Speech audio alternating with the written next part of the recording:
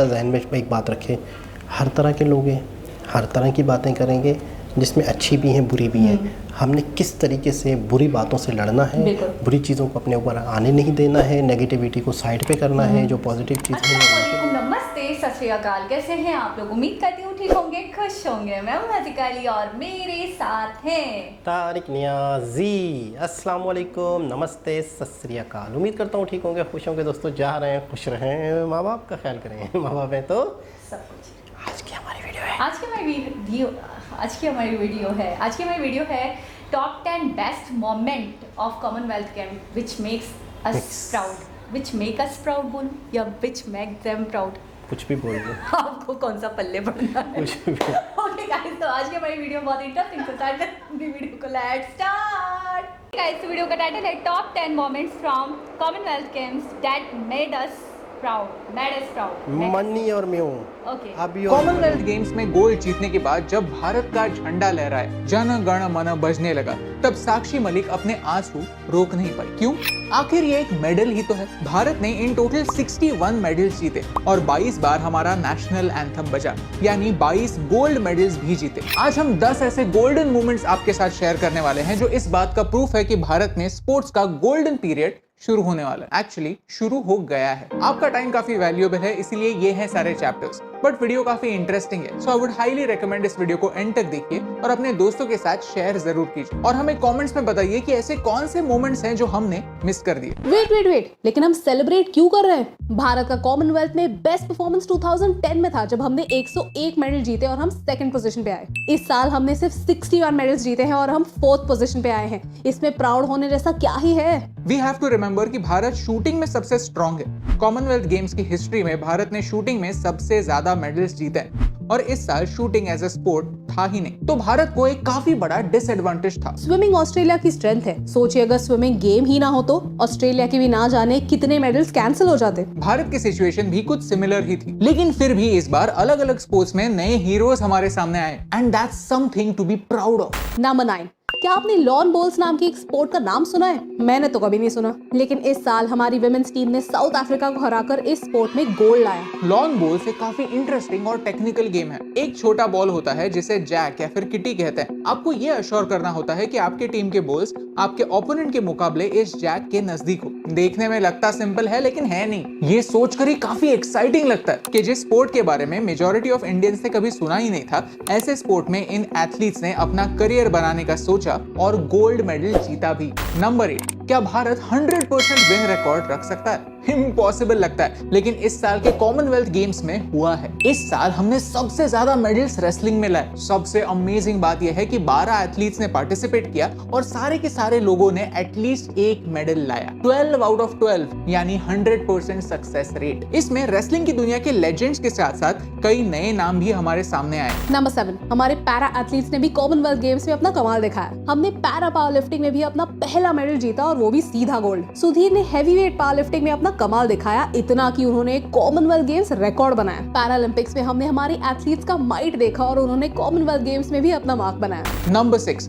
Triple jump में भारत ने double medal जीते, एक गोल्ड और एक सिल्वर। एडोस पॉल ने भारत के लिए गोल्ड जीतकर हिस्ट्री बनाई, वेराज अब्दुल्ला सिल्वर जीता। सिर्फ हमारे इंडियन जंपर्स ने ही 17 मीटर्स का मार्क क्रॉस किया। एथलेटिक्स का कोई भी इवेंट यूजुअली इंडियंस डोमिनेट नहीं करते, क्योंकि हमारे पास अफ्रीकन लोगों की तरह जेनेटिक एडवांटेज नहीं है और डेवलप देशों की तरह वर्ल्ड क्लास ट्रेनिंग फैसिलिटीज नहीं है। लेकिन इस एडवर्स सिचुएशन में भी जब हमारे एथलीट्स मेडल लाते हैं तो उनके लिए रिस्पेक्ट डबल हो जाता है। नंबर 5, क्या एक टेलर वेट लिफ्टिंग में मेडल ला सकता है? यह है कहानी अचिंता की, जो बंगाल के देउलपुर से आते हैं। उनका घर कुछ ऐसा दिखता है। उनके पिता वैन चलाते थे जो 2013 में ही गुजर गए। फिर उनकी माँ ने एम्ब्रॉयडरी करना स्टार्ट किया। पिता के अंतिम संस्कार के लिए भी उनके पास पैसे नहीं थे। अचिंता के बड़े भाई आलोक खुद वेट लिफ्टिंग करते थे, लेकिन घर की सिचुएशन देखकर वो समझ गए कि एक घर में दो एथलीट्स नहीं हो सकते, तो उन्होंने खुद की ड्रीम को पीछे छोड़ अपने छोटे भाई को कंटिन्यू करने के लिए कहा। हर दिन 12 घंटे वो तीनों एम्ब्रॉयडरी का काम करते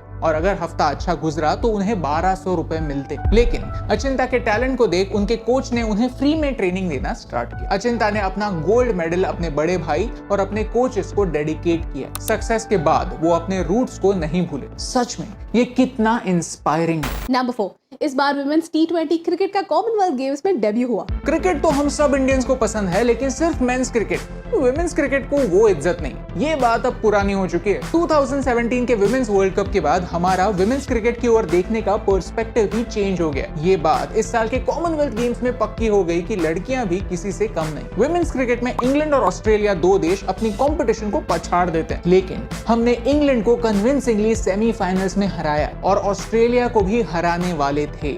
We came so close to gold. लेकिन इंटरेस्टिंग बात यह है कि सेम डे पर इंडियन मेंस क्रिकेट टीम का भी T20 चल रहा था और सेम टाइम पे चल रहा था, लेकिन फिर भी ट्विटर पर इंडिया वर्सेस ऑस्ट्रेलिया ट्रेंड हो रहा था। That's the encouragement our athletes need. Vinesh Phogat ने इस बार गोल्ड जीतकर कॉमनवेल्थ गोल्ड्स की हैट्रिक कंप्लीट की। She is the first Indian woman to win 3 consecutive golds at Commonwealth Games. और उनका ये अचीवमेंट काफी स्पेशल है क्योंकि कुछ ही समय पहले वो टोक्यो ओलंपिक्स के क्वार्टर फाइनल्स में हार गई थी और उन्होंने ये एडमिट किया कि she was in poor mental and physical health. In fact वो रेसलिंग क्विट करने वाली थी, लेकिन उन्होंने ऐसा नहीं किया। उस लो से कम बैक कर गोल्ड मेडल जीतना एक काफी बड़ा स्टैंप है that consistency is important. The second athlete that we have a lot to learn from is PV Sindhu. PV Sindhu के लेफ्ट एंकल पर इंजरी थी, फिर भी वो भारत के लिए गोल्ड लाई। नंबर 2, कुछ लोग एक मेडल से कई बड़े होते हैं। गोल्ड मेडल जीतने के बाद भी कहते हैं ये दिल मांगे मोर। इंडियन टेबल टेनिस स्टार शरद कमल उन्हीं में से एक, जिन्होंने एक नहीं भारत के लिए 4 मेडल जीते। लेट मी टेल यू, शरद 40 साल के हैं और वो इससे पहले भी गोल्ड मेडल जीत चुके हैं। 2006 से लेकर आज तक उन्होंने हर कॉमनवेल्थ गेम्स में एटलीस्ट एक मेडल तो जीता ही है, लेकिन इस साल उनका परफॉर्मेंस आज तक का सबसे बेस्ट रहा है। इस साल उन्होंने 3 गोल्ड मेडल और 1 सिल्वर मेडल भी जीता। हम सोचते हैं कि एज के साथ एक एथलीट अपनी स्किल को खो देता, रिएक्शन स्लो हो जाते हैं और यंग प्लेयर्स ओल्डर प्लेयर्स से ज्यादा मेडल्स ला सकते हैं, लेकिन शरद कमल ने हमें गलत प्रूव किया है। एंड नंबर 1, स्टीपल चेस एक ऐसा स्पोर्ट है जहां हर साल कीनिया जीतता है। 1998 से लेकर 2018 तक ब्रॉन्ज से लेकर गोल्ड तक सारे मेडल्स कीनिया ने ही जीते हैं। लेकिन इस साल एक मिरेकल हुआ। अविनाश साबळे ने स्टीपल चेस में सिल्वर मेडल जीता। उन्होंने एक नया नेशनल रिकॉर्ड बनाया। इस मेडल का इंपॉर्टेंस आप इस ट्वीट में देख सकते हैं। हर साल इस स्पोर्ट पर कीनिया अपना नाम लिखता है, लेकिन अब भारत ने भी एक सरप्राइज एंट्री मारी है और प्रूव कर दिया है दैट इंडिया हैज राइट। हम जिस स्पोर्ट में एक्सपर्ट है उस स्पोर्ट में जीतना तो आम बात, लेकिन जिस स्पोर्ट में हम कभी नहीं जीते उस स्पोर्ट में भी गोल्ड जीतने के इतने करीब आना एक मिरेकल। ये हुई उन एथलीट्स की बात जो जीते, लेकिन हमने कुछ मेडल्स कंट्रोवर्सीज की वजह से भी खोए। विमेंस हॉकी के सेमीफाइनल मैच में ऑस्ट्रेलिया ने पेनल्टी शॉट लिया जो हमारे गोलकीपर ने डिफेंड भी किया, लेकिन इस पेनल्टी के बाद पता चला कि टाइमर शुरू ही नहीं हुआ था। ये गलती किसकी? हमारी लड़कियों की तो नहीं। ऑस्ट्रेलिया को शॉट दोबारा लेना पड़ा and this time they made no mistake. जो गोलकीपर ने सेव किया था उस पेनल्टी को कैंसिल करना और फिर से शॉट लेना, ये हमारे प्लेयर्स के लिए काफी डिस्करेजिंग था। Australian cricketer Tahlia McGrath COVID positive थी, लेकिन फिर भी उसे मैच खेलने दिया। कैप्टन हरमनप्रीत ने कहा कि उसे इस बात के बारे में पता था, लेकिन डिसीजन लेना उसके हाथ में था ही नहीं। हमारे लॉन्ग जंपर श्रीशंकर का गोल्ड मिस हुआ क्योंकि उसका एक जंप फाउल माना गया। ये रूल्स हाल ही में चेंज हुए और कई लोग कहते हैं कि ये रूल्स प्रीवियसली वैलिड जंप्स को भी फाउल मानते हैं। स्पोर्ट्स के बड़े इवेंट में ये याद रखना जरूरी है कि जो पोडियम तक पहुंचते हैं और जो पोडियम बस कुछ ही दूरी से मिस कर जाते हैं, दोनों ही इंपॉर्टेंट है। हार जीत तो लगी रहती है, लेकिन हर एथलीट को हमारे एनकरेजमेंट की, हमारे सपोर्ट की जरूरत होती है और ये इंपॉर्टेंट है कि ये सपोर्ट सिर्फ कॉमनवेल्थ के 10 दिनों तक सीमित ना रहे। आई नो कि 99% लोग इस वीडियो को एंड तक नहीं देखेंगे, लेकिन हमने ये वीडियो उन 99% लोगों के लिए बनाया ही नहीं। हमने ये आपके जैसे 1% लोगों के लिए बनाया जो इंडियन स्पोर्ट्स को न्यू हाईज पर देखना चाहते हैं। अगर आपने इस वीडियो को एंड तक देखा है then I want to personally thank you, क्योंकि हमें पता है कि पॉजिटिव वीडियोस लोग देखना उतना पसंद नहीं करते, क्योंकि यहाँ कोई विलन नहीं होता, कोई कंट्रोवर्सीज नहीं होती, सिर्फ मोटिवेशनल स्टोरीज होती हैं। ऐसे एथलीट्स की स्टोरी जिनके लिए भारत को रिप्रेजेंट करना, भारत के लिए मेडल्स लाना एक नेशनल ड्यूटी। जब हमारा झंडा सबसे ऊपर होता है तो वो इस बात का अश्योरेंस देता है कि इंडिया भी किसी ना किसी फील्ड में टॉप पर हो सकता है। ये सिर्फ उन एथलीट्स की नहीं, पूरे भारत की विक्ट्री है। ये कहानियां इंपॉर्टेंट है क्योंकि ये एथलीट्स इंपॉर्टेंट है और उनकी कहानी आप तक पहुंचाने से मुझे फर्क पड़ता है। जनाब, सबसे ज़्यादा शॉकिंग, इंस्पायरिंग या मोटिवेशनल स्टोरी मुझे सबसे ज़्यादा अचिंता की लगी। मतलब नामुमकिन की हद तक पॉसिबिलिटी के कोई चांसेस नहीं थे कि वो जैसे हालात, तो जिस तरीके से वो उनके भाई ने करा, उनकी फादर की डेथ हो गई, फिर उसके बाद उनकी मदर काम करती थी, उनके भाई काम करते थे, और फिर वो इस मंच तक पहुँचे, इस लेवल तक आए, मैं कहूँगी ये चीज़ अपने आप में बहुत सराहने के काबिल है। और वाकई इससे लोगों को बहुत ज़्यादा एक इंस्पिरेशन मिलेगी, सीखता मिलेगी। जो लोग छोटे छोटे गाँव में रहते हैं, छोटे छोटे एरिया से होते हैं, और लोग कहते हैं कि यार हमें तो चांसेस नहीं मिलते, हमारे पास तो अपॉर्चुनिटीज़ नहीं, तो उनके लिए एक बहुत बड़ा लेसन है कि आप चाहो तो कुछ भी कर सकते हो, बस आपके अंदर जो जज्बा है वो सच्चा हो, आपके दिल में लगन हो, मेहनत हो, जुस्तजू हो, तो आप किसी भी मुकाम तक जा सकते हो। जिसने करना है उसने करना है, उसके लिए रुकावटें, उसके लिए परेशानियाँ, उसके लिए गुर्बत, उसके लिए छोटी मोटी चीज़ें कोई मायने नहीं रखती। अगर आप एक इरादा कर लें और इसे इरादे पे अटक जाएं, अटल हो जाएं, अपने 100% करना है तो करना है तो करना है, चाहे दुनिया की कोई ताकत आ जाए आपके सामने, आपने लड़ना है। और दूसरी चीज़ मुझे बहुत इंटरेस्टिंग लगी दूसरी वाली स्टोरी, कीनिया वाली।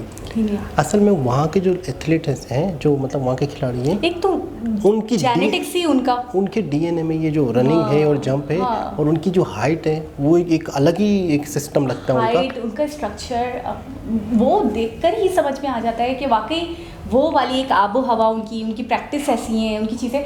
तो मैं ये कहूँगी उनको पिछाड़ना अपने आप में एक बहुत बड़ा चैलेंज है। उनके दरमियान में एक इंडियन का मेडल लाना, ये एक हिस्ट्री में यूनिक चीज़ हो गई। कह रहे हैं कि ये कभी हुआ ही नहीं है, ये इतिहास है। वाकई वो सही कह रहे हैं कि ये तो मतलब शुरुआत कर दे, एक वाकई एक टेंशन दे दी दौर की शुरुआत हो गई, और एक इतिहास है। वाकई ये लिखा जाएगा कि पहले इंडियन थे वो जिसने कीनिया का रिकॉर्ड तोड़ा।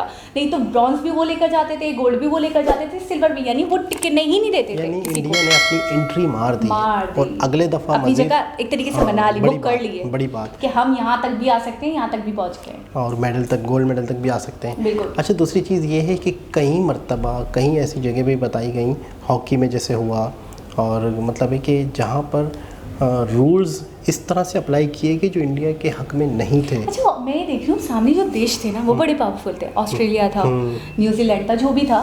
तो मैं कहूँगी अब आप मुझे बताएं, टाइमर स्टार्ट नहीं हुआ तो प्लेयर की गलती है? बिल्कुल जाहिर सी बात है। ये तो साफ मतलब देखकर सुनकर समझ कर आ रही है कि ये तो धांधली है, बिल्कुल सरासर धांधली है। उसकी वजह से ये आपका मसला था, ये आपका मसला था। प्लेयर ने अपना 100% दिया, वो जीत गया, तो आपको उसको देना है मेडल। अब आपने टाइमर स्टार्ट नहीं करा, आपसे जो चूक हुई है वो उसकी भरपाई आप करो। प्लेयर अब फिर जब उन्होंने सेकंड चांस दोबारा करवाया तो जाहिर सी बात है उन्होंने तो फिर वीकनेस देखी, फिर उन्होंने वीकनेस देख ली थी, तो उनके हक में नहीं था। लेकिन ये कि इस तरह की भी चीज़ें हुई हैं तो मजीद मेडल्स मिलते। अच्छा, इस वीडियो की सबसे अच्छी बात, सबसे पॉजिटिव बात ये लगी कि वाकई ये सच है कि कहीं पर भी नेगेटिव बात होती हैं, कहीं पर भी बुराइयां होती हैं, उस वीडियो को लोग देखते हैं, लेकिन हमारी ज़िम्मेदारी होती है, जैसे हम जिस कंट्री से हैं, पाकिस्तान से हैं, हमें अपने खिलाड़ियों को प्रमोट करना चाहिए, हमें इनकी हौसला अफजाई करनी चाहिए। चाहे किसी भी देश के कोई भी खिलाड़ी हों, उनकी आवाम को उनको सपोर्ट करना चाहिए। बेशक वो मेडल ना भी लाए हों, मेडल के करीब गए हों, बहुत जद्दोजहद की हो, बहुत मेहनत की हो, क्योंकि इनकी बहुत मेहनत शामिल है इसमें। इनकी दिन रात की मेहनत है, 18-18 घंटे इनकी प्रैक्टिस शामिल है। तो जितना हमें चाहिए, जितना हमें चाहिए, अपने खिलाड़ियों को सपोर्ट करें, और मज़ीद इस मरतबा जो मेडल नहीं ला सके अगले दफ़ा और लाएं। अगर इस मरतबा भी हमने मिसाल के तौर पे कोई मेडल नहीं ला पाया, हम उसे तंज करें, हम उसे डिग्रेड करें, यार तुम्हारा तो दम ही, तुम तो जाते ही नहीं, तुम्हारी जगह कोई और, अगर इस तरह के जुमले कसे जाएंगे तो अगला बंदा क्या कहेगा। और एक बात इन्होंने बहुत अच्छी कही कि अगर आप अभी तक इस वीडियो को देख रहे हैं तो इसका मतलब आप सपोर्ट करते हैं अपने खिलाड़ियों को। आपको देश से एक और बात, इससे पहले वाली एक वीडियो में हमने देखी थी, मोदी जी की वीडियो थी जिसके अंदर वो बारी बारी सब सारे प्लेयर्स से बात कर रहे थे। तो उसके अंदर तो इससे पहले वाली वीडियो में भी हमने सुना था। मुझे ऐसा लगता है कई बार ऐसा होता है हमारी लाइफ में, मैंने भी फेस करा है इस सिचुएशन को, कि जब आपके ऊपर बहुत ज़्यादा प्रेशर हो ना किसी चीज़ को, बहुत प्रेशर, जैसे ये लोग सोचते होंगे पूरे मुल्क की इज़्ज़त की बात है, पूरा मुल्क हमें देख रहा है, पूरे मुल्क की एक उम्मीदें हमसे बंधी हुई हैं। तो ऐसा होता है कि आपकी एक सेंसेस, आप बिल्कुल कंफ्यूज हो जाते हो, और ऐसा भी होता है कभी कभी कि बिल्कुल आप स्टॉप हो जाते हो। बिल्कुल ऐसा ही होता है। कन्फ्यूजन अगर बहुत हैवी ले ले इंसान, अगर टेंशन इंसान अपने सर पे बहुत ज़्यादा हैवी कर ले तो शायद, मेरे ख्याल में कभी कभी ऐसा होता है कि अगर आपको लगता है ना कि यार मैं अब नहीं कर पाऊँगा या मुझसे नहीं होगा तो क्या होगा, वो वाली सोच जब आपके दिमाग में आ जाती है, आप यकीन करें आपका दिमाग ऐसा होता है बिल्कुल फ्रीज हो जाता है। और Heavy आप जैसे अगर मैं मैदान में खड़ी हूँ और मैं इस सोच को बहुत ज़्यादा हेवीली ले लूँ कि यार नहीं, अगर नहीं हुआ मुझसे तो मेरा क्या होगा, अगर नहीं हुआ तो यकीन करें मैं जो हूँ जैसे हूँ बिल्कुल स्टॉप हो जाऊँगी। और कई बार मेरे ऊपर ये सिचुएशन आई है कि जब मेरे ऊपर बहुत ज़्यादा प्रेशर है ना किसी चीज़ का, तो इसलिए ज़्यादा से ज़्यादा अपने सपोर्ट के हवाले से बात करी थी कि अपने खिलाड़ियों को बहुत ज़्यादा सपोर्ट करना चाहिए इस चीज़ को भी लेकर कि हम, जैसे कि हमारा तो एक सॉन्ग भी है, तुम जीतो या हारो हमें तुमसे प्यार है। तो ये है कि अगर वो हार कर भी आए तो उनको डिमोटिवेट नहीं करना, उनको फिर भी सराहना है, उनको फिर भी अप्रिशिएट करना है ताकि उनके ऊपर प्रेशर ना बने इस बात का। और दूसरी बात ये है कि तानों का, नेगेटिविटी का कितनी क्या किस मुंह से मुझे आपको पता है, आप मुझे एक दफ़ा बोल दो, पता नहीं मेरे साथ ही ऐसा होता है, हर किसी के साथ होता है, आप एक दफ़ा किसी इंसान को ये बात बोल दो कि तुम में इस चीज़ की कमी है या तुम में ये मसला है या तुम नहीं कर सकते, आप यकीन करो उसके सब गेम से रिलेटेड उसके सबकॉन्शियस माइंड में कहीं ना कहीं बैठ जाएगी, वो भले बुला भी दे कि यार मैं नहीं कर सकता। और जब ये नहीं वाला वर्ड आपके दिमाग में आ गया तो फिर ये बर्बादी की है। लेकिन एक बात है जो स्ट्रॉन्ग बंदा हो, बंदी हो, और इस चीज़ों को अगर वो सीख जाए, प्रैक्टिस करे कि हर, सबसे पहले तो एक जिंदा जहन में एक बात रखे, हर तरह के लोग हैं, हर तरह की बातें करेंगे, जिसमें अच्छी भी हैं बुरी भी हैं। हमने किस तरीके से बुरी बातों से लड़ना है, बुरी चीज़ों को अपने ऊपर आने नहीं देना है, नेगेटिविटी को साइड पे करना है, जो पॉजिटिव चीज़ें हैं उनको नोट करना है, ये हमारे अपने ऊपर है। दुनिया आपको हज़ारों लोग अच्छा भी कहेंगे, हज़ारों लोग बुरा भी कहेंगे। अब उन हज़ारों लोगों की जो बुरी बातें हैं, आपने अगर उनको अपने ऊपर सवार कर लिया तो आप यकीन करें ज़िंदगी में एक कदम चलना आपके लिए मुश्किल होगा। ये नॉर्मल से हालात, अगर आप बात करें माहौल की, हालात की, पड़ोसियों की, इसकी तो ये तो सही है, लेकिन पहले सही कह रहे हैं आप, लेकिन तुम नॉन साधारण हो। नॉन साधारण। तो मैं ये कह रही थी कि ये तो ठीक है, लेकिन ये है कि आपके जो प्लेयर्स, ये तो ठीक है, लोड शेडिंग हो चुकी है, आगे आए, आपके जो प्लेयर्स हैं, आपके जो मतलब जो इंटरनेशनल लेवल पे खेल रहे हैं, मुल्क का नाम रोशन कर रहे हैं, आप उनको ज़्यादा से ज़्यादा सपोर्ट करो, उनको तो कम से कम डिमोटिवेट ना करो। आपस में जो भी आपकी झड़पें चल रही हैं, जो भी नोकझोंक चल रही हैं, सही है, लेकिन अपने प्लेयर्स को प्रायोरिटी दो, अपने प्लेयर्स को इज्जत और सम्मान दो। मैं आपको एक मशवरा देता हूँ, मतलब आपको नहीं, सबको। कोई बच्चा है आपका 4, 5, 6 साल का, अभी उसकी ज़िंदगी बनी नहीं है, अभी उसने बहुत कुछ बनना है।